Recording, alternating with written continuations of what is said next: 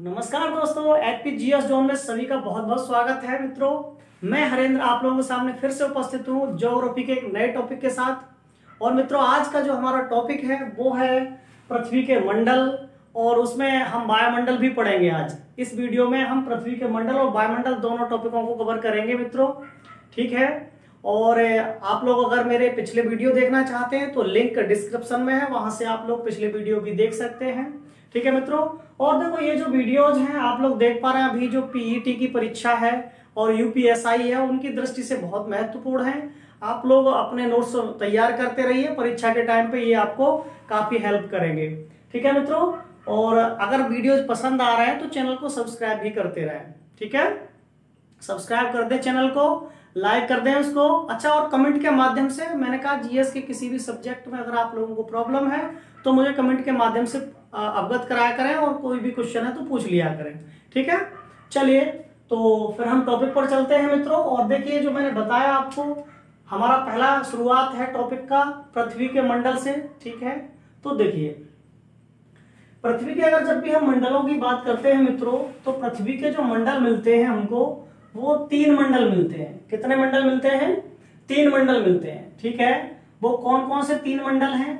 पृथ्वी पर जो मंडलों की संख्या है वो 3 है, ठीक है ना। कौन कौन से मंडल हैं? देखिए, पहला मंडल है स्थल मंडल, या पहला वायुमंडल ले लीजिए, पहला वायुमंडल। दूसरा है मित्रों फिर स्थल मंडल। तीसरा है आपका, वो है वायु हो गया, स्थल हो गया, जल मंडल। ये है 3 मंडल। इन तीनों के अलावा मित्रों एक और मंडल है, उसके बारे में मैं आपको और बता देता हूं, और वो चौथा मंडल माना जाता है आपका जैव मंडल। जैव मंडल कभी भी पूछा जाए कि मंडल कितने हैं पृथ्वी पर, तो 3 ही मंडल हैं। फिर ये चौथा क्या है, जैव मंडल। तो देखो, जैव मंडल के विषय में मैं आपको बता देता हूं क्या है, ठीक है ना। तो सबसे पहले पृथ्वी के विषय में कुछ बातें जान लेते हैं, उसके बाद फिर इनके विषय में तो हमको पढ़ना ही है। देखिए, अगर हम पृथ्वी की बात करें मित्रों, तो पृथ्वी की जो उत्पत्ति है, कभी पूछ लिया जाता है क्वेश्चन, इससे बता चुका हूं पिछले वीडियोज में। पृथ्वी की उत्पत्ति कब हुई है, तो कभी युग का नाम पूछ लिया जाता है आपसे कि किस युग में हुई है, तो आप कहेंगे पूर्व कैम्ब्रियन। किस युग में हुई है? तो पूर्व कैम्ब्रियन युग में पृथ्वी की उत्पत्ति हुई है मित्रों। या इसको हम कह सकते हैं प्री पैलियोजोइक। क्या कह सकते हैं इसको? इस युग को हम प्री पैलियोजोइक भी कह सकते हैं, प्री पैलियोजोइक काल भी कह सकते हैं। इस काल में पृथ्वी की उत्पत्ति हुई। कभी आपको यह पूछा जाता है समय, कितने समय पहले हुई थी, तो मैं बता चुका हूं पहले, 460 करोड़ वर्ष पहले, या इसको आप 4.6 अरब वर्ष भी कह सकते हो, ठीक है ना। तो 460 करोड़ साल पहले पृथ्वी की उत्पत्ति हुई है। इतनी सी बात क्लियर हो गई होगी सबको। अब देखो मित्रों, मैंने कहा कि पृथ्वी को जो बांटा गया है, ठीक है नहीं, तो पृथ्वी को तो 2 ही वास्तविक मंडलों में बांटा गया है, क्योंकि वायुमंडल तो पृथ्वी के चारों ओर है ना। और जैव मंडल क्या है, तो पहले इनमें अंतर बता देता हूं आपको, फिर इसको बांटेंगे। तो देखो, ये क्या है, आप इसको ऐसे समझ सकते हैं, जैसे ये स्थल मंडल है। ये क्या है मित्रों? ये स्थल मंडल है। और देखो, स्थल मंडल ये है, और ये वाला क्या है आपका, तो ये जल मंडल है। और इनको तीनों को ऐसे आप बना सकते हैं। ये वाला गोला किसका है, तो ये गोला वायुमंडल का है, ये वायुमंडल है मित्रों। इसके बाद देखो, ये जो तीनों में उपस्थित है, देख रहे हैं आप, ये वाला भाग जो तीनों में उपस्थित है, यही क्या कहलाएगा मित्रों, तो यही कहलाएगा आपका जैव मंडल। क्या कहलाएगा? जैव मंडल।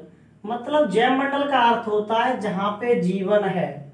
जैव मंडल का अर्थ क्या होता है? जहां पे जीवन है। और आप लोग जानते हैं कि जीवन के लिए आप लोग जानते हैं, देखो, जल में भी जीवन है, स्थल में भी जीवन है, वायु में भी पक्षी वगैरह विचरण करते हैं, हालांकि वो रहते तो वृक्ष वगैरह पर ही है, पर वायुमंडल की जो जीवनदायिनी गैस है ऑक्सीजन है, ठीक है नहीं। तो योगदान सबका है जैव मंडल में, और इसीलिए मैंने इसको कॉमन किया है सब में। ये वाला जो पार्ट आप देख पा रहे हैं, ये वाला जो पार्ट है यही क्या है मित्रों, ये जैव मंडल है। बात क्लियर हो गई। तो कभी कहा जाए पृथ्वी के मंडल कितने हैं, तो आप लोग देख पा रहे हैं, एक स्थल मंडल, एक जल मंडल और एक वायुमंडल। अब कभी पूछ लेता है कि जैव मंडल क्या है, तो हम कहेंगे जहां जीवन है वो स्थान जैव मंडल है, जो इन तीनों का ही क्या है, कॉमन भाग है। सभी को क्लियर हो गया क्या है जैव मंडल? बात क्लियर है मित्रों। अब इसके बाद जो हम बात करते हैं वो करते हैं आपका, देखिए पृथ्वी को कैसे बांटा गया है, कैसे डिवाइड किया गया है, वो बात और यहीं पे क्लियर करेंगे। ठीक है, तो देखो पृथ्वी को जो बांटा गया है मित्रों, देखिए वायुमंडल की बात मैंने अभी की थी, वायुमंडल पृथ्वी के चारों ओर, पढ़ेंगे वायुमंडल को, लेकिन पृथ्वी को जो बांटा गया है वायुमंडल के अलावा वो दो भागों में बांटा गया है। ठीक है नहीं, उसमें से एक है आपका स्थल मंडल और एक है आपका जल मंडल। स्थल मंडल और जल मंडल, अरे दो में तो बांटा गया है, और जो तीसरा भाग था वो क्या था आपका, वायुमंडल, मैंने अभी बताया था। इसको आज हम अभी पढ़ेंगे, ये आप चित्र देख पा रहे हैं, इसी से संबंधित है। बाकी इनके विषय में देखिए थोड़ा सा, तो देखो सबसे पहले अगर हम बात करते हैं पृथ्वी की, तो पृथ्वी का जो क्षेत्रफल है, पृथ्वी के अगर कभी कुल क्षेत्रफल की बात की जाए तो पृथ्वी का जो कुल क्षेत्रफल कितना है मित्रों, तो वो है 50.49 करोड़ वर्ग किलोमीटर। वर्ग किलोमीटर 50.49 करोड़ वर्ग किलोमीटर, ये हमारी संपूर्ण पृथ्वी का क्या है मित्रों, क्षेत्रफल है। और इस क्षेत्रफल को दो भागों में बांट दिया गया, एक स्थल मंडल और दूसरा जल मंडल। अब देखो इसमें जो स्थल मंडल है वो इसका कितना है, तो वो 29% पर है। कितने पर है, 29% पर स्थल मंडल है, और 71% पर क्या है आपका, तो मित्रों 71% पर है जल मंडल।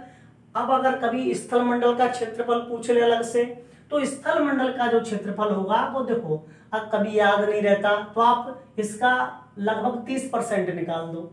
बात क्लियर है ना, तो आ जाएगा। तो देखो ये जो है आपका 35.5 करोड़ वर्ग किलोमीटर में तो क्या है मित्रों, वो है आपका जल, करोड़ वर्ग किलोमीटर। और ये जो रह गया आपका फिर कितना रह गया, 15 करोड़ वर्ग किलोमीटर, ये क्या रह गया आपका, ये स्थल रह गया।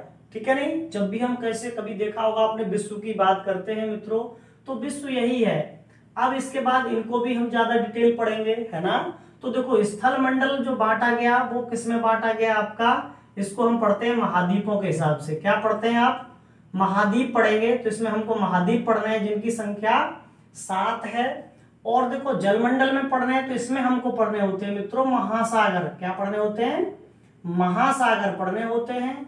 और महासागरों की अगर संख्या की बात करें तो कितनी है, 5 महासागर हैं। बात क्लियर हो गई होगी आप लोगों को, ठीक है। तो महाद्वीप और महासागरों को मित्रों जो हम पढ़ेंगे वो पढ़ेंगे अगले वीडियो में। इस वीडियो में हम जो पढ़ने वाले हैं वो है आपका वायुमंडल। क्या पढ़ेंगे इसमें, तो इसमें हम जिसको पढ़ने वाले हैं मित्रों वो है वायुमंडल, ठीक है ना। तो देखिए वायुमंडल को पढ़ते हैं पहले। देखो मित्रों वायुमंडल क्या है, तो हम कहेंगे कि पृथ्वी के चारों ओर उपस्थित वायु का घेरा क्या कहलाता है, वायुमंडल कहलाता है। पृथ्वी के चारों ओर उपस्थित वायु का आवरण, या आप इसको घेरा भी कह सकते हो। वायु का आवरण या घेरा क्या कहलाता है, तो मित्रों वायुमंडल कहलाता है। और देखो अगर हम वायुमंडल की बात करते हैं, मित्रों, तो वायुमंडल पृथ्वी पर बंधा कैसे है, ठीक है नहीं। तो वायुमंडल पृथ्वी पर जो बंधा है वो है उसका कारण गुरुत्वाकर्षण। पृथ्वी के गुरुत्वाकर्षण के कारण ही वायुमंडल इस पर बंधा हुआ है। मैंने आपको जो ग्रह पढ़ाए तो बताया था कि वायुमंडल कई ग्रहों पर है, ठीक है ना, लेकिन सब पर ऑक्सीजन नहीं है। ठीक है, जो जीवनदायी गैस है वो सब पर नहीं है, यहाँ प्रचुर मात्रा में है पृथ्वी पर, इसीलिए ये ग्रहों में एकमात्र ग्रह है जिस पर जीवन है। और जीवन की कभी पूछे कि संभावना कहाँ है, किस ग्रह पर है, तो वो है मित्रों मंगल। मंगल पर जीवन की संभावना है। जीवन है कहाँ, तो पृथ्वी पर जीवन है, ठीक है ना। और उसके लिए वायुमंडल की महत्वपूर्ण विशेषता है। अब देखो वायुमंडल है क्या ये, ठीक है, तो वायुमंडल एक मिश्रण है, इसमें बहुत सारी गैसें हैं। तो इसमें हम देखते हैं वायुमंडल की जो प्रमुख गैसें हैं और एग्जाम की दृष्टि से महत्वपूर्ण है, कई एक बार एग्जाम में आ जाती हैं। तो वायुमंडल की हम प्रमुख गैसें देखेंगे मित्रों। तो देखो वायुमंडल की प्रमुख गैसों की बात करें तो सबसे ज्यादा आप लोग जानते हैं इसमें क्या है, नाइट्रोजन है। सबसे ज्यादा मात्रा में नाइट्रोजन कितनी है, तो नाइट्रोजन है मित्रों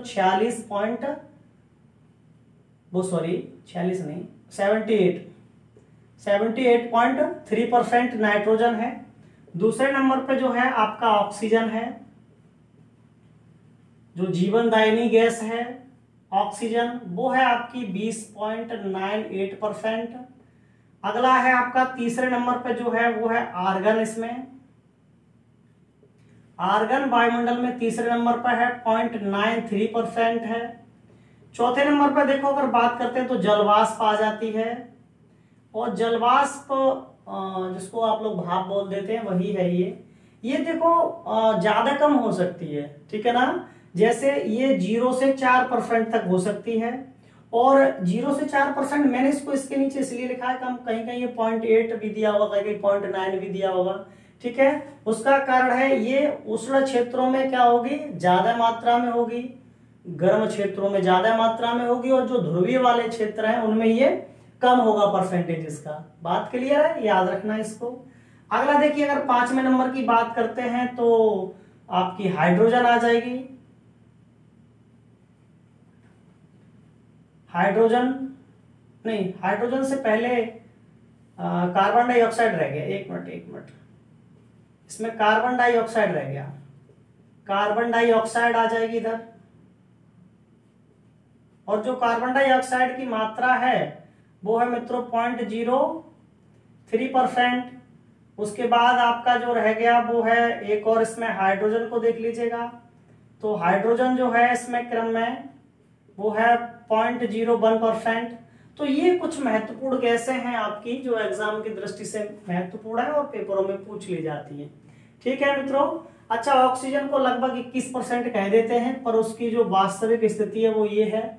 पिछले टेट की परीक्षा में ये क्वेश्चन आया था और बहुत से विद्यार्थियों ने इसको गलत किया था, ठीक है, इसलिए मैंने आपको ये बता दिए, ठीक है मित्रों। अच्छा, इसके बाद अगर हम बात करते हैं कुछ गैसों की कि ठंडी गर्म गैसें, हालांकि गैसों की बहुत विशेषताएं हैं, एक अगले वीडियो में हम गैसों की विशेषताओं के बारे में बताएंगे आपको, लेकिन कुछ गैसें हैं जैसे ठंडी, हल्की, भारी, वो गैसें मैं आपको यहाँ पे और बता देता हूं, फिर हम परतें पढ़ेंगे वायुमंडल की, ठीक है मित्रों। तो इसे नोट कर लिया होगा आप लोगों ने, हटा देता हूं इसको। देखिए इसके बाद अगर हम बात करते हैं गैसों की विशेषताओं की, तो गैसों की विशेषताएं देखें। कुछ गैसें ऐसी हैं यहाँ जो बहुत भारी है, कुछ ऐसी हैं जो हल्की हैं। तो देखो सबसे पहले अगर हम बात करते हैं ठंडी, हम ठंडी गैसों की बात करें तो सबसे ज्यादा जो ठंडी गैस है वो है आपकी फ्रीऑन। कौन सी है सबसे ज्यादा ठंडी? फ्रीऑन गैस, जिसका प्रयोग फ्रिज या रेफ्रिजरेटर में होता है, ठीक है। और मित्रों दूसरी है इसके बाद वो है आपकी अमोनिया, और अमोनिया का प्रयोग आप लोग जानते हैं कहाँ होता है, तो जितने भी हमारे शीत गृह होते हैं, अब भाई इन्हीं को बोल देते हैं कोल्ड स्टोरेज, तो उसमें इसका प्रयोग होता है मित्रों। तो ये ठंडी गैसें हैं। अब देखो अगर हम गर्म गैसों की बात करते हैं कि गर्म गैसें, अगर हम गर्म गैसों की बात करें मित्रों, तो जो गर्म गैसें हैं सबसे ज्यादा जो गर्म गैस है वो है आपकी कार्बन डाइऑक्साइड। कार्बन डाइऑक्साइड सबसे ज्यादा गर्म है, कार्बन डाइऑक्साइड ये सबसे ज्यादा गर्म है। इसके बाद है सल्फर डाइऑक्साइड। सल्फर डाइऑक्साइड मित्रों इसके बाद गर्म गैस है। और आप लोग जानते हैं कि ये जो कार्बन डाइऑक्साइड है, सल्फर डाइऑक्साइड है, ये गर्म है। इसके बाद अगली मीथेन है, ठीक है। तो ये गैसें ग्रीन हाउस प्रभाव, कई बार पूछ लिया जाता है कि ग्रीन हाउस प्रभाव के लिए जो जिम्मेदार गैसें हैं वो कौन सी हैं, तो यही है गर्म गैसें। अरे ग्रीन हाउस प्रभाव का आप सीधा सा मतलब समझिए कि जो बर्फ के जो हिमानी है, बर्फ के जो ग्लेशियर हैं, अधिक तापमान बढ़ने से उनका पिघलना, और तापमान बढ़ता किन गैसों से है, तो वो कार्बन डाइऑक्साइड और सल्फर डाइऑक्साइड से ही बढ़ता है, ठीक है ना। तो ये गर्म गैसें हैं और ये इसीलिए हानिकारक भी है, ठीक है। अगला देखिए, गर्म गैसों के बाद अगर हम बात करें हल्की गैसें, हल्की गैसें कौन कौन सी हैं मित्रों, तो देखो जो हल्की, सबसे ज्यादा जो हल्की गैस है वो है आपकी हाइड्रोजन। हाइड्रोजन मित्रों सबसे ज्यादा हल्की गैस है। उसके बाद दूसरी हल्की होती है हीलियम, पर यूज जो होता है अधिकतर, जैसे वायुयान के टायरों में कौन सी भर दी जाती है, तो हीलियम भर दी जाती है। कभी कभी क्लासों में लड़के तर्क करने लगते हैं, अरे सर हाइड्रोजन हल्की है तो क्यों नहीं भरी जाती, तो आप लोग भी जान लो, देखो हाइड्रोजन इसलिए नहीं भरी जाती क्योंकि हाइड्रोजन एक ज्वलनशील गैस भी है, जबकि जो हीलियम है वो एक अक्रिय गैस है। हीलियम कैसी गैस है, अक्रिय गैस है, ठीक है, जो किसी से क्रिया नहीं करेगी, इसलिए हम हीलियम का प्रयोग कर लेते हैं। अरे भाई अगर हाइड्रोजन को भर दिया तो कब प्लेन वापस आएगा, ठीक है, नहीं आएगा ना, वो तो क्रैश हो जाएगा, ठीक है। तो ये कारण है कि वो ज्वलनशील है, इसलिए इसका प्रयोग नहीं किया जाता, हीलियम का हल्की गैसों में ज्यादा प्रयोग है। अगर हम भारी गैसों की बात करें मित्रों कि भारी गैसें कौन कौन सी हैं, तो देखो वैसे सबसे भारी गैस तो रेडान है, लेकिन रेडान बहुत कम मात्रा में मिलती है। मैंने आपको जब भूकंप पढ़ाया था तो मैंने आपको बताया था कि ये भूकंप जब आता है तब इसका उत्सर्जन हो जाता है, बात क्लियर है। और देखो दूसरी जो भारी गैस है वो है आपकी कार्बन डाइऑक्साइड। कार्बन डाइऑक्साइड दूसरी भारी गैस भी है, और कभी पूछा जाए कार्बन डाइऑक्साइड दूसरी भारी गैस भी है, कभी पूछा जाए स्वतंत्र अवस्था में जो पाई जाती है वो कार्बन डाइऑक्साइड ही भारी गैस है। रेडान तो मैंने कहा ये स्वतंत्र अवस्था में नहीं पाई जाती है, कभी कभी ये भूकंप आता है तो ही निकलती है, ठीक है ना। तो ये कुछ हल्की भारी गैसें थी, ठीक है ना। इसके अलावा गैसों से तो बहुत सारी विशेषताएं हैं, मैंने कहा था हम एक वीडियो में इनको अलग से कवर करेंगे, ठीक है मित्रों। तो इसके बाद देखिए चलते हैं फिर आपका जो वायुमंडल की परतें हैं उनको पढ़ लेते हैं, ठीक है। तो देखिए वायुमंडल की कितनी परतें हैं, आपके सामने चित्र बना हुआ है, आप दृष्टि डालें इस पर और देखें। तो देखो वायुमंडल की अगर हम परतों की बात करते हैं मित्रों, तो चित्र मैंने पहले से बना दिया था समय बचाने के लिए, ठीक है। तो ये देखिए, इस चित्र को देखिए, इस तरह से वायुमंडल की परतें हैं। मैं देखो एक बात और आपको बता देता हूं, हमारे वायुमंडल में जितनी भी गैसें हैं, ठीक है, उन सभी गैसों का 99%, बात समझ रहे हैं, हमारे वायुमंडल में जितनी भी गैसें हैं उन सभी गैसों का कितना 99% कहां तक स्थित है, तो याद रखना मित्रों 32 किलोमीटर तक। 99% गैसों का केवल 32 किलोमीटर तक ही स्थित है इस परतों में, बात समझ गए ना। अब देखो इसको समझना जरा, ठीक है।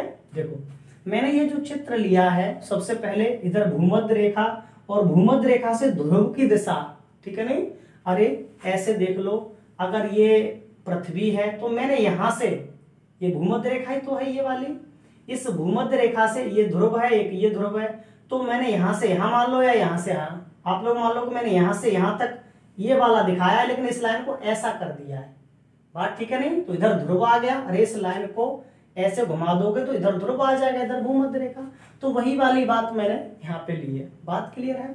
तो ये क्या है, ये पृथ्वी का क्रस्ट है, भूपर्पटी है ये, अरे ये क्या है, ये भूपर्पटी है, ठीक है ना मित्रों, याद रखना ये भूपर्पटी है। अब देखो ये भूमध्य रेखा की तरफ है, ये ध्रुव की तरफ है, और ये भी इसलिए बनाना जरूरी है, बताना जरूरी है, क्योंकि जो पहला मंडल है ना, क्षोमंडल, इसका इधर क्या रहता है, झुकाव रहता है, बात क्लियर है। अब देखो सबसे पहले अगर हम 0 से शुरुआत कर रहे हैं दोनों जगह, आप लोग देख रहे हैं ये दूरियां जो है वो किलोमीटर में है, बात क्लियर है। तो सबसे पहले मैं वायुमंडल की जो परतों की मोटाई है वो बता रहा हूं आपको, समझिए। देखो क्षोभमंडल पहला मंडल है हमारा, और इस क्षोभमंडल की अगर हम मोटाई की बात करते हैं तो भूमध्य रेखा पे ये 0 से 18 किलोमीटर तक रहता है, जबकि ध्रुवों पे ये केवल 8 किलोमीटर तक है और ये एकमात्र मंडल है जो झुका हुआ है। बात क्लियर हो गई। अब देखो इसके बाद यहाँ पे 8 से 50 किलोमीटर, तो यहाँ 18 से 50, उसके बाद 50 से 80, यहाँ भी 80, 640 और फिर 1000, 1000 के बाद लास्ट 10,000। ठीक है, और 10,000 किलोमीटर के बाद जो वायुमंडल है वो बिल्कुल समाप्त हो जाता है, हम कहेंगे बिल्कुल अंतरिक्ष में विलीन हो जाता है। बात क्लियर हो गई ना। और इस पूरे में मैंने कहा था 32 किलोमीटर लगभग यहाँ आएगा, ये 50 है तो लगभग यहाँ आएगा 32 किलोमीटर। इस 32 किलोमीटर तक यहाँ तक ही 99% वायुमंडल की गैसें उपस्थित है। बात क्लियर हो गई सबको। अब देखो इनके नाम, तो मैंने कहा पहला जो मंडल है क्षोभ मंडल, इसको इंग्लिश में ट्रोपोस्फीयर बोलते हैं। दूसरा है समताप मंडल, इसको स्ट्रेटोस्फीयर बोलते हैं। अगला है मध्य मंडल, इसको मीजोस्फीयर बोलते हैं। अगला है मित्रों आयन मंडल, इसको आयनोस्फीयर बोलते हैं। अगला है वायुमंडल, इसको एक्सोस्फीयर बोलते हैं। बात क्लियर है। तो ये नाम मैंने इसलिए भी बता दिया आपको, कई एक बार वो इंग्लिश में ही इसके नाम दे देता है ऑप्शनों में, तो लड़कों को काफी परेशानियां खड़ी होती हैं विद्यार्थियों को, इसलिए ये सब है। ठीक है, चलिए अगला देखिए। अब देखो घटनाएं, इनसे संबंधित घटनाएं हैं और कई बार एग्जाम में आती हैं कि घटनाएं कौन कौन सी हैं। जैसे देखो क्षोभ मंडल में कौन कौन सी घटनाएं होती हैं, तो सबसे पहले मैं आपको बता दूं कि सभी मौसमी घटनाएं इसमें कौन कौन सी घटनाएं होती हैं, तो सभी मौसमी घटनाएं, सभी मौसमी जो घटनाएं हैं वो इसी मंडल में होती हैं। जैसे बिजली का चमकना, बारिश का होना, बादल का बनना, कोहरे का जमना, और जो भी है तुषार का पड़ना, पाला पड़ना, ओले पड़ना, जितनी भी घटनाएं हैं मौसम संबंधी सभी क्षोभ मंडल में होती हैं। बात क्लियर हो गई होगी। अगला कभी पूछा जाए हेलीकॉप्टर, जो छोटा वाला होता है ना, हेलीकॉप्टर इसी में उड़ता है। हेलीकॉप्टर का मतलब होता है 2 सीटर, 5 सीटर, 4 सीटर वाला। ठीक है, तो वो इसी में उड़ता है। इतनी बात क्लियर हो गई। देखो मौसमी घटनाएं इसमें होती है, इसीलिए क्षोभ मंडल को और भी नाम दे दिया गया है। तो इस मंडल का एक और नाम है संवहन मंडल। इस मंडल का एक और नाम है मित्रों, वो क्या है, इसको संवहन मंडल भी कहा जाता है। एक और नाम है इसी का, इसको अधोमंडल भी कहा दिया जाता है, अधोमंडल।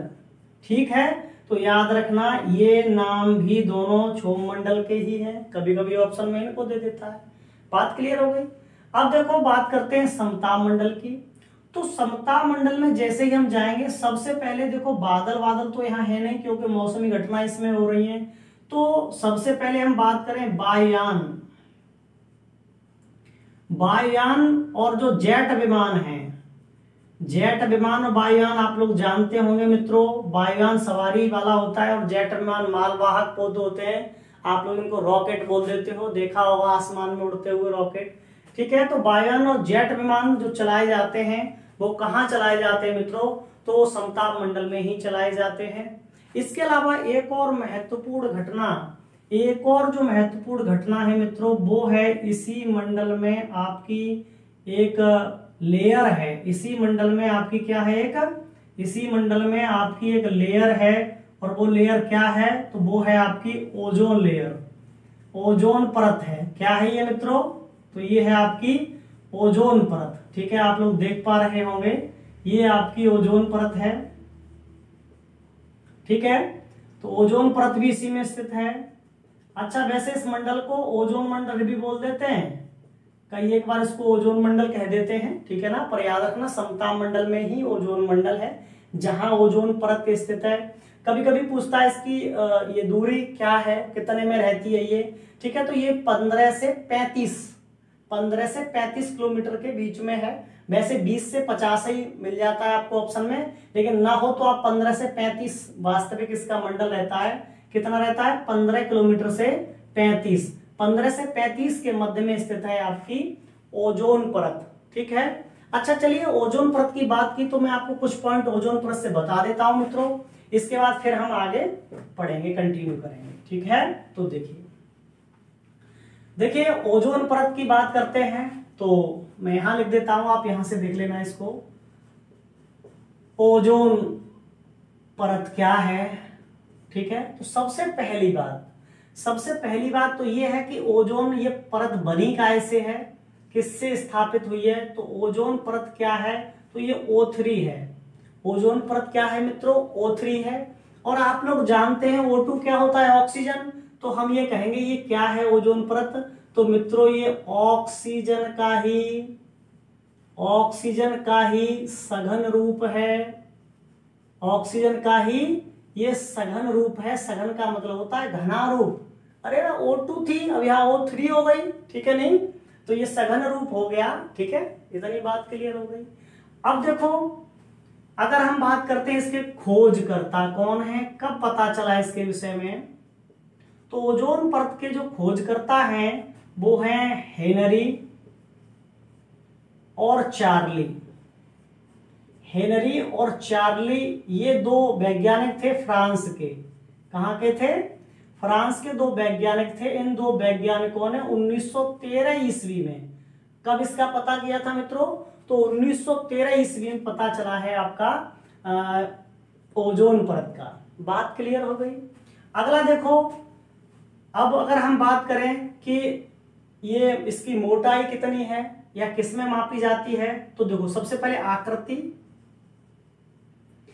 मित्रों इसकी जो आकृति है वो उत्तल लेंस की तरह है, इस तरह से ध्रुवों पे ये पतली है और बीच में क्या है, ये मोटी है। तो हम कहेंगे इसकी आकृति कैसे है, तो उत्तल लेंस की भांति ओजोन परत की आकृति है। बात क्लियर हो गई। इसकी मोटाई का जो मापन किया जाता है मित्रों, वो किया जाता है आपका डॉप्सन में। ये डॉप्सन एक वैज्ञानिक थे ब्रिटेन के, ठीक है नहीं, GMB डॉप्सन नाम था उनका। तो उन्होंने ही इसके विषय में और खोज कर बताया था, तो इसलिए उनके नाम पर इसकी मोटाई को डॉप्सन में मापा जाता है। अब डॉप्सन कभी पूछ लिया जाए ये डॉप्सन है क्या, तो देखो ये जो 100 डॉप्सन है वो, सॉरी हाँ ठीक है, 100 जो डॉप्सन होता है, 100 डॉप्सन बराबर होता है 1 सेंटीमीटर के। 100 डॉप्सन 1 सेंटीमीटर के बराबर होता है। और कभी कहा जाए कि ओजोन परत की मोटाई कितनी है, तो ओजोन परत की मोटाई है मित्रों 300 डॉप्सन। ओजोन परत कितनी मोटी है, तो 300 डॉप्सन मोटी है। तो आप अंदाजा लगा सकते हो कितनी मोटी हो गई। मैंने अभी आपको बता ही दिया कितनी मोटी हो गई। बात क्लियर हो गई। अरे 3 सेंटीमीटर का हो गया, ठीक है ना, तो काफी पतली है। ठीक है, अब देखो इसके अलावा आप लोग जानते हैं कि ओजोन परत काम क्या करती है, तो कार्य इसका बहुत महत्वपूर्ण है मित्रों। कार्य क्या करती है, तो जो सूर्य से आने वाली पराबैंगनी किरणें हैं, ये उन पराबैंगनी किरणों को क्या करती है, अवशोषित कर लेती है 99% तक। जो सूर्य से आने वाली पराबैंगनी किरणें हैं मित्रों, उन पराबैंगनी किरणों का 99% तक अवशोषित कर लेती है ये। और अगर वे पराबैंगनी किरणें ये अवशोषित ना करें और सीधा पृथ्वी तक आ जाएं, तो कौन सी बीमारी बनेगी, तो उससे बनेंगे आपको स्किन कैंसर, ठीक है नहीं, या जो भी लोग इनके संपर्क में आएंगे इन किरणों के में, उनको त्वचा कैंसर बनने की सबसे ज्यादा संभावना रहेगी मित्रों। ठीक है, और उसके अलावा इसका एक और महत्वपूर्ण काम है, वो है आप जानते हैं कि पृथ्वी का जो तापमान है वो है औसतन 15 डिग्री सेल्सियस। तो उस पृथ्वी के तापमान को 15 डिग्री बनाने में इसका बहुत बड़ा योगदान है, क्योंकि प्रकाश का बहुत सारा भाग इसके द्वारा अवशोषित कर लिया जाता है। ठीक है ना, तो याद रखना कि पृथ्वी का जो टेम्परेचर है वो आपका औसतन 15 सेल्सियस है। उसमें जो योगदान है वो किसका योगदान है, तो आपकी ओजोन परत का काफी योगदान है उसमें। ठीक है, अगला देखिए, अब एक और इससे काफी क्वेश्चन बनता है कि इसमें एक छिद्र हो गया है और उस छिद्र को क्या कहते हैं मित्रों, तो देखो मैं इसको हटा देता हूं। उस छिद्र को क्या कहते हैं, तो उस छिद्र को कहते हैं ब्लैक होल। क्या कहते हैं मित्रों, उस छिद्र को कहा जाता है ब्लैक होल। तो ओजोन परत में एक छिद्र हो गया है, ओजोन परत में क्या हो गया है, एक छिद्र हो गया, और छिद्र को कह दिया जाता है आपका ब्लैक होल कह दिया जाता है मित्रों। और ये जो ब्लैक होल है वो कहां पर हुआ है, तो ब्लैक होल हुआ है आपका दक्षिणी ध्रुव पर। कहां हुआ है, तो ये दक्षिणी ध्रुव पर हुआ है। दक्षिणी ध्रुव जिसको हम लोग क्या बोलते हैं आपका अंटार्कटिका। अंटार्कटिका अंटार्कटिका महाद्वीप या श्वेत महाद्वीप, अंटार्कटिका या इसको हम लोग श्वेत महाद्वीप, क्योंकि यहाँ बहुत बर्फ है इसलिए इसको श्वेत महाद्वीप भी बोल देते हैं। तो श्वेत महाद्वीप या अंटार्कटिका महाद्वीप पर ये आपका हुआ है। और एक और बात देखो, मैं बताऊं आपको कि जो अंटार्कटिका है ये तो महाद्वीप और महासागर दोनों में पढ़ा जाता है। अभी महासागर पढ़ाऊंगा तो बताऊंगा इसके विषय में, पर याद रखना दक्षिणी ध्रुव जो अंटार्कटिका है उसी पर ये ब्लैक होल हो गया है। एक क्वेश्चन और बन जाता है इससे कि ब्लैक होल का पता कब चला था। तो 1985 में ब्रिटिश वैज्ञानिकों का दल गया था अंटार्कटिका पर। ब्रिटिश वैज्ञानिकों का एक दल गया था मित्रों अंटार्कटिका पर। तो ब्रिटिश वैज्ञानिकों ने 1985 में इसका पता लगाया था इस छिद्र का, ठीक है। और देखो अभी लॉकडाउन से काफी राहत भी मिली है इसको।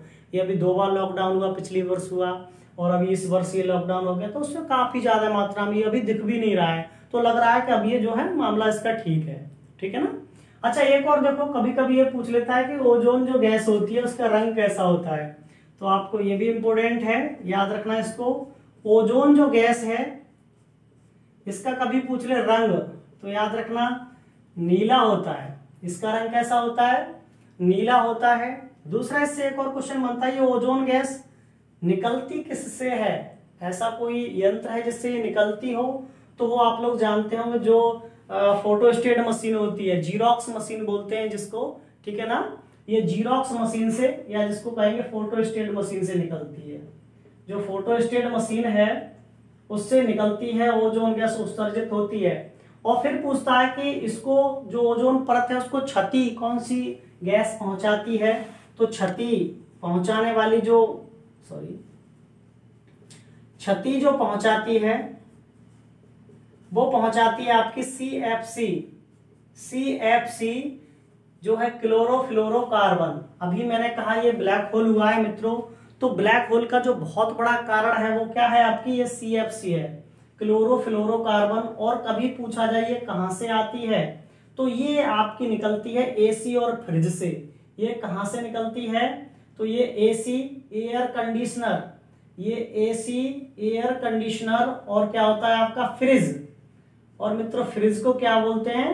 रेफ्रिजरेटर। तो इनसे ये उत्सर्जित होती है, याद रखना। अच्छा एक और क्वेश्चन बन जाता है मित्रों कि ये जो ब्लैक होल है वो किस ऋतु में स्पष्ट नजर आता है, ठीक है। तो आप लोग देख पाएंगे जब भी ये नजर आएगा तो ये गर्मी के बाद। अरे आप सोचिएगा AC और फ्रिज कब चलेगा? गर्मी में चलेगा ना भाई। तो गर्मी के बाद ये ज्यादा हमको नजर आता है, ठीक है। और ये सर्दी के बाद में कैसा है? सर्दी के बाद में हमको धुंधला धुंधला सा हो जाता है या नजर नहीं आता या कम हो जाता है, आप ये समझ लीजिएगा। बात क्लियर हो गई मित्रों। तो ये ओजोन से बनने वाले कुछ क्वेश्चन थे जो मैंने आपको क्लियर किए थे, ठीक है। अगला देखिए, इसके अलावा देखो मध्यमंडल। मध्यमंडल में क्या होता है? तो मध्यमंडल में कोई सामान्य क्रियाएं संचालित नहीं होती, बस एक है कि ये सबसे ज्यादा ठंडा मंडल रहता है। कैसा रहता है? तो ये सबसे ठंडा मंडल है, इसमें -100 डिग्री तक टेम्परेचर चला जाता है। उसके बाद है मित्रों आयन मंडल, ठीक है। और देखो अगर हम आयन मंडल की बात करें तो इसमें जो है कई सारी क्रियाएं होती हैं, जैसे उल्का पिंड का जलना। कोई भी उल्का पिंड जो आता है वो कोई भी उल्का पिंड अंतरिक्ष से गिरेगा और इसमें जैसे ही आएगा वो जल जाएगा। उसका कारण है इसका टेम्परेचर जो है वो लगभग 700 डिग्री तक है। कितना है? 700 डिग्री तक होता है, मतलब ये हाईएस्ट है 700 डिग्री तक, ठीक है ना। कहीं कहीं आपको 200 डिग्री दे देगा कि 200 से 700 तक या 200 से 500 तक, तो लगभग 700 डिग्री तक इसका तापमान रहता है और सबसे गर्म है, इसीलिए कोई भी उल्का पिंड इसी मंडल में आके जल जाता है। इसके अलावा इसकी एक और महत्वपूर्ण जो है वो है आपका रेडियोधर्मी किरणें। जो रेडियोधर्मी किरणें हैं मित्रों उनका संचालन भी इसी मंडल से होता है, आयन मंडल से, ठीक है ना। और देखो इसमें ही लेयर पाई जाती हैं, इसमें अलग अलग तरह की लेयर बना दी गई हैं। जैसे अगर हम बात करते हैं तो D, E, F, G, ठीक है। तो वो लेयर होती हैं, वो आपकी कहाँ होती हैं? तो वो आयन मंडल में ही है। मैं इसको और थोड़ा सा विस्तृत कर देता हूं और बता देता हूं, आप इसको समझ लीजिएगा क्योंकि कई एक बार इससे पूछ लेता है। ठीक है, तो देखो आयन मंडल के जो है आयन मंडल की परतें, आयन मंडल की परतें कौन कौन सी परतें हैं? तो मैंने अभी बताया आपको, एक डी लेयर है, इसमें डी लेयर है। ठीक है मित्रों, डी के बाद इसमें ई लेयर है, ई के बाद इसमें एफ लेयर है, और एफ के बाद है इसमें जी लेयर। इस तरह से इसमें मित्रों कई एक लेयर हैं। ठीक है, और देखो प्रत्येक लेयर का काम क्या है, कैसे कैसे है, तो मैं वो बातें आपको बताता हूं। अगर हम डी लेयर की बात करें, ठीक है, तो इसमें जो दीर्घ तरंगदैर्ध्य वाली जो तरंगे हैं, कैसी तरंगे, जो रेडियो तरंगे जिनकी तरंगदैर्ध्य कैसी है, दीर्घ, दीर्घ जो तरंगदैर्ध्य वाली, दीर्घ तरंगदैर्ध्य वाली जो किरणें हैं, ठीक है ना, वो आपको इसमें से छोड़ी जाती है, डी लेयर में से। ठीक है, जो सबसे ऊपरी लेयर है डी, ये मैंने सब क्रम से ही लगाए हैं। आयन मंडल में ना ये लेयर हैं और ये लेयर क्रम से ही है। इसमें आपको मध्यम मध्यम तरंगदैर्ध्य वाली जो रेडियोधर्मी किरणें हैं वो आपकी चलती हैं ई लेयर में। और अगर एफ लेयर की बात करें तो इसमें हम कहेंगे कि निम्न वाली, ठीक है, जो सबसे निम्न तरंगदैर्ध्य वाली जो रेडियोधर्मी किरणें हैं वो इसमें संचालित होती हैं, एफ में। और देखो जी क्या है, तो जी में ये सभी चल सकती हैं। हम ये कहेंगे निम्न प्लस मध्यम और दीर्घ, इसमें सभी संचालित हो सकती हैं, इससे सभी गुजर सकती हैं, सभी चलती हैं इसमें। ठीक है मित्रों, तो ये कभी कभी पूछ लेता है आपको, तो मैंने बता दिया कि इसमें जो है 4 हैं। बात क्लियर हो गई। अब देखो हम बाह्य मंडल को देखेंगे, एक्सोस्फीयर, बाह्य मंडल। तो बाह्य मंडल में क्या है मित्रों, तो इसमें मैंने जब आपको उपग्रह पढ़ाए होंगे, ठीक है नहीं, तो मैंने बताया होंगे जो सैटेलाइट है हम लोग छोड़ देते हैं, वो अभी पृथ्वी के चारों ओर चक्कर लगाते रहते हैं, और बहुत सारे सैटेलाइट हैं जो भी पृथ्वी के चारों ओर घूम रहे हैं। ठीक है नहीं, तो जो अंतरिक्ष स्टेशन होते हैं, अंतरिक्ष स्टेशन और जो कृत्रिम उपग्रह हैं, ठीक है, अंतरिक्ष स्टेशन और कृत्रिम उपग्रह कहां पे स्थापित होते हैं मित्रों, तो वो आपके कहां स्थापित होते हैं, तो वो आपके होते हैं बाह्य मंडल में। कहां होते हैं, बाह्य मंडल में होते हैं। अच्छा, इसके अलावा एक क्वेश्चन मैं आपको और बता देता हूं कि कभी पूछ ले कि मौसमी गुब्बारे कहां छोड़े जाते हैं, जो मौसम की जानकारी देने वाले गुब्बारे कहां छोड़े जाते हैं मित्रों, तो मौसम की जानकारी देने वाले गुब्बारे भी छोड़े जाते हैं आपके इस मंडल में, समताप में ही छोड़े जाते हैं, याद रखना। मौसमी जानकारी देने वाले गुब्बारे, या इसको कहेंगे मौसमी गुब्बारे, जो छोड़े जाते हैं, जो मौसम की जानकारी देते हैं, वो कहां छोड़े जाते हैं, तो समताप मंडल में ही छोड़े जाते हैं मित्रों, याद रखना। ठीक है, और जो अंतरिक्ष स्टेशन एवं हम कहेंगे कृत्रिम उपग्रह, कृत्रिम उपग्रह, अंतरिक्ष स्टेशन और जो कृत्रिम उपग्रह हैं वो कहां छोड़े जाते हैं मित्रों, तो वो आपके बाह्य मंडल में छोड़े जाते हैं। ठीक है, इसके अलावा एक और बात है कि बाह्य मंडल में कुछ गैसों की परतें हैं। ठीक है नहीं, बाह्य मंडल में मित्रों गैसों की कुछ परतें हैं। मैं आपको क्रम से उनके नाम बता देता हूं कि वो कौन कौन सी गैसों की परतें हैं इसमें। तो सबसे पहले नाइट्रोजन है, उसके बाद ऑक्सीजन, हीलियम और हाइड्रोजन। हम अगर बाह्य मंडल की बात करें तो इसमें क्रम से, यहां दिख रहा होगा आप लोगों को, तो इसमें क्रम से जो है वो पहले नाइट्रोजन की परत है, फिर एक ऑक्सीजन की परत है, फिर एक आपकी हीलियम की परत है, फिर है एक आपकी हाइड्रोजन की परत। तो इन गैसों की परतें कभी पूछा जाए कि कहां पे जाके हैं, तो वो बाह्य मंडल में ही है। ठीक है, हालांकि वो केवल लेयर्स पाई जाती है ऊपर को जाके। ठीक है नहीं, और मैंने आपको बताया था कि सही मायने में गैसें तो 32 किलोमीटर तक ही है। ठीक है, और नीचे वालों को ही सही मायने में, देखो ऊपर वालों में गैसों की क्या है कि विविधता है, इसलिए इसको विषम मंडल भी बोला जाता है। इन सबको 32 किलोमीटर से जो ऊपर वाले हैं उन सबको विषम मंडल में भी रखा जाता है। ठीक है, तो ये गैसों की लेयर पाई जाती है क्रम से। पहले अगर हम देखें इसमें बाह्य मंडल में, तो नाइट्रोजन, फिर ऑक्सीजन, फिर हीलियम और फिर हाइड्रोजन। और ऐसे ये चला जाता है और मित्रों 10,000 किलोमीटर तक जाकर ये अंतरिक्ष में विलीन हो जाता है। इतनी बात क्लियर हो गई मित्रों। अब देखो कुछ और पॉइंट हैं, वो मैं आपको और क्लियर कर देता हूं।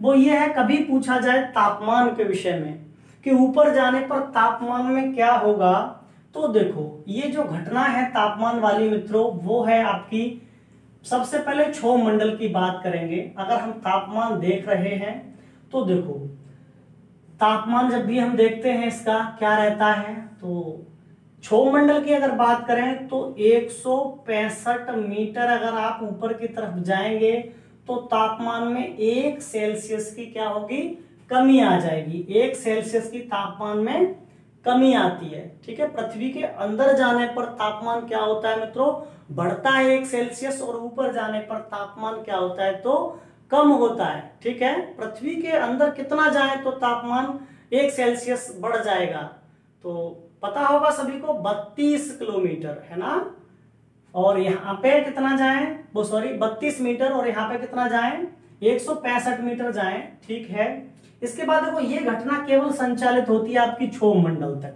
अगर क्षोभ मंडल के बाद इसमें जाते हैं तो टेम्परेचर धीरे धीरे वृद्धि करना शुरू कर देता है, और इस मंडल में आके ओजोन परत की तरफ आके टेम्परेचर काफी बढ़ जाता है, क्योंकि ये एक बात बताओ, सूर्य की किरणों को अवशोषित कर रही है।